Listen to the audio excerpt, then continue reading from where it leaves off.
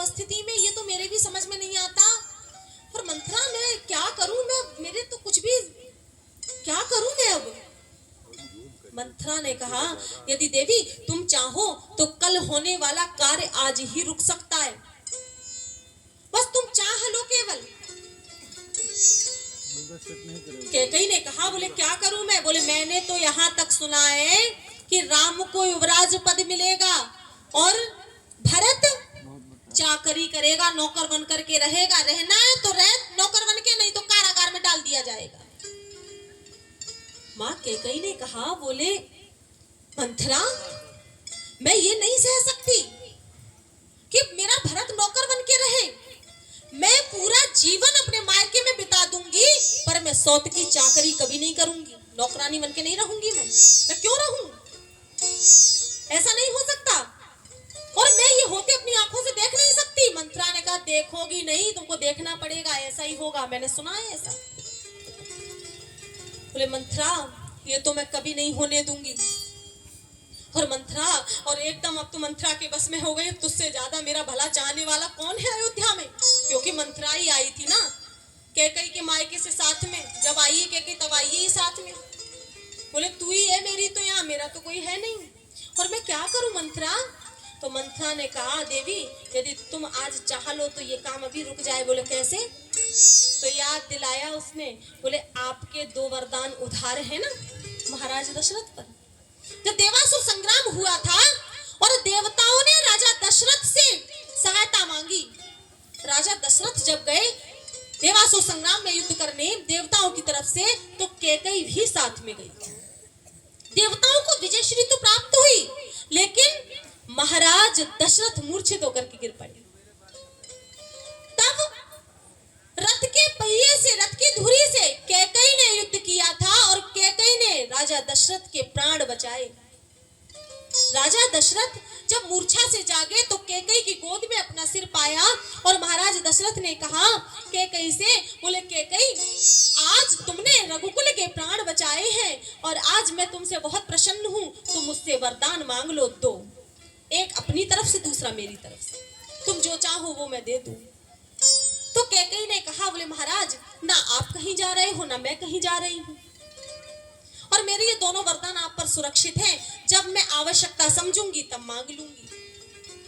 मंथरा आज याद दिला रही है और मंथरा ने कहा कि तुम्हारे 2 वरदान हैं, दोनों वरदान मांग लो। पहला तो मांग लो कि भरत का राज्याभिषेक हो और दूसरा राम बन को चले जाए।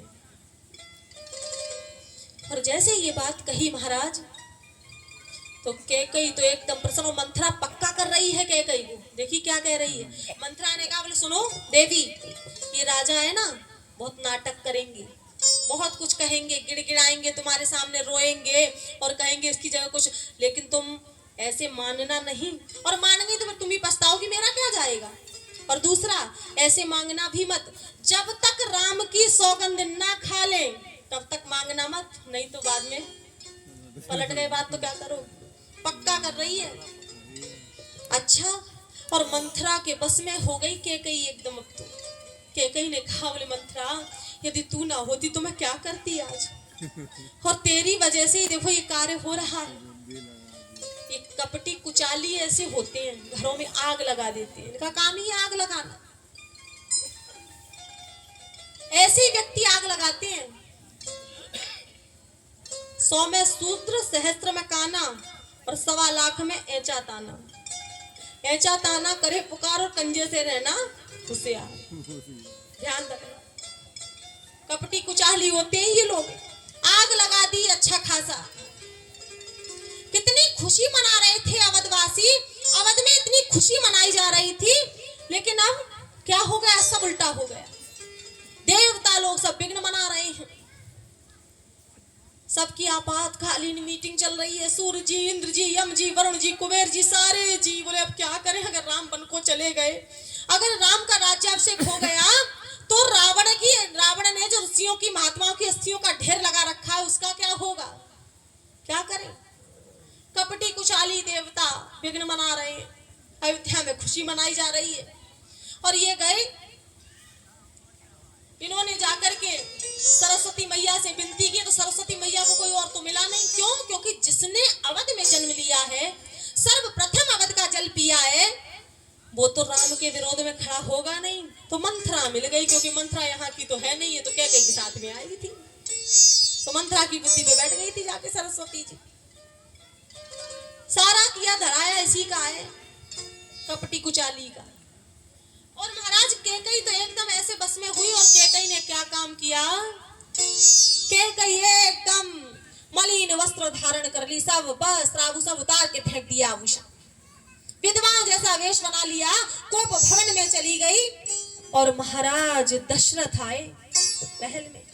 महाराज दशरथ तो बड़े प्रसन्न थे, खुश थे कि जब कैकई ये बात सुनेगी ना कि कल राम राजा बनने वाला है, तो खुशी से फूली ना समाएगी। और महाराज दशरथ जी आए, दशरथ जी पहुंचे, पूछा दासियों से, बोले देवी कहाँ है? उन्होंने कहा कि कोप भवन में। कोप भवन में? किस खुशी के अवसर पर और कैकई कोप भवन में? ऐसा कैसे हो सकता है? क्यों ऐसा हुआ है? और महाराज कहते हैं कि उसी समय महाराज दशरथ जब जा रहे थे तो पैर आगे नहीं बढ़ रहे हैं, क्योंकि मन में संशय है कि कोप भवन में इस समय पैर जैसे पीछे को बढ़ रहे हैं। सोचते हुए जा रहे थे, और जैसे देखा जाकर के कैकई को, तो कैकई विधवाओं जैसा वेश बना करके कोप भवन में लेटी हुई। महाराज दशरथ गए, और महाराज दशरथ ने हाथ पकड़ा कैकई का, कैकई ने हाथ पकड़ के झटक दिया जोर से। बोले देवी क्यों रिसा रही हो? क्यों, क्या बात है? अरे तुम सुनोगी ना तो खुशी हो जाओगी। कल क्या होने वाला है तुम्हें पता है? अरे तुम्हारा राम कल राजा बनने वाला है। और कैकई तुम ही तो कहती थी